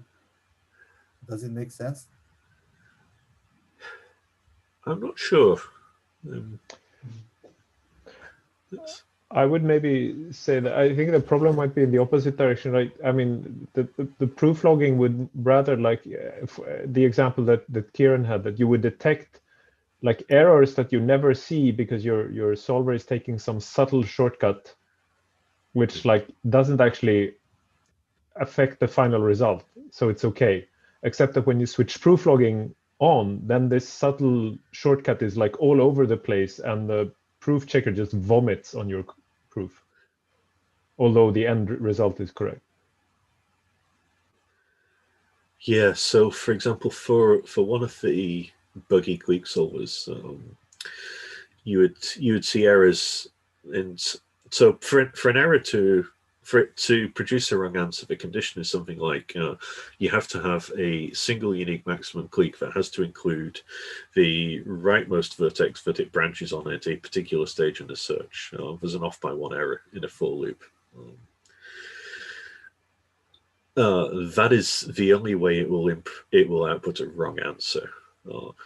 But in terms of outputting an incorrect proof, it's really obvious what it's doing because it is missing one propagate. It's missing cutting off one bit of a search tree at every level of the search. So as soon as you put this into a proof checker, it will tell you in a fairly obvious way that hey, this for loop isn't complete. This set of branching is not complete, even though the solver nearly always produces the right answer.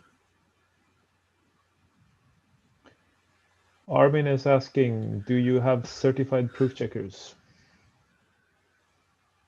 Again, I think this is for Stefan. Not yet, but I guess we hope that we will have them at some point. I mean, there's fundamentally, I don't see a reason why this should be much harder to get a certified verifier than for, say, the pack format or DRED. But I guess it's work that needs to be done. And right now we are like more focusing on getting everything fast and maybe even add some more features. So it might still take some time to have a verified verifier.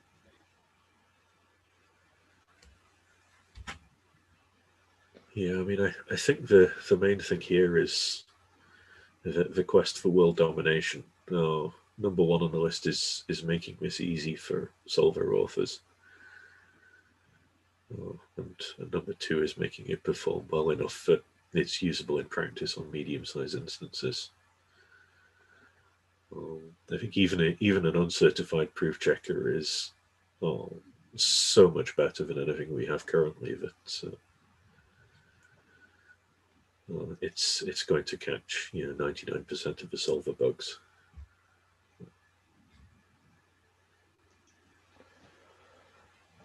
Okay, so it's getting late. Any final questions before we call it a day, at least here in Europe? Or just checking, did I miss anything in the chat? Or if so, please shout out. I don't see anything.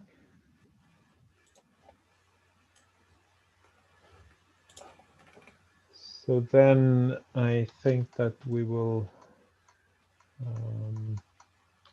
thank Ciaran again. So I'll clap on behalf of everybody. So what's happening now is, so next Tuesday we'll have Supratik Chakraborty talking about knowledge compilation for Boolean functional syntheses.